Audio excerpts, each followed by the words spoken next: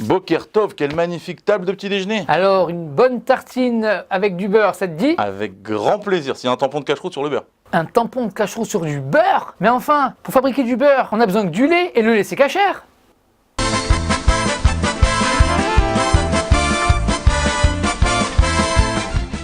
Le beurre est constitué à 100% de lait, et on ne peut faire du beurre qu'à partir du lait d'une bête cachère comme la vache, la chèvre ou la brebis. Le beurre, c'est la matière grasse contenue dans le lait. Pour obtenir du beurre, on doit 1. Écrémer le lait, c'est-à-dire séparer le lait écrémé de la crème.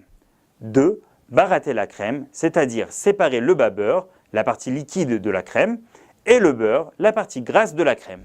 Pour autant, est-ce que ça veut dire qu'on peut consommer un beurre sans tampon de cache-croûte? En général, oui, car le décret de nos sages sur le lait chamour ne s'applique pas au beurre. Est-ce que ça veut dire qu'on peut consommer n'importe quel beurre? Non, car de nos jours, il existe sur le marché toutes sortes de beurres, en particulier des beurres allégés qui contiennent des émulsifiants non cachers pour compenser l'allègement en matière grasse.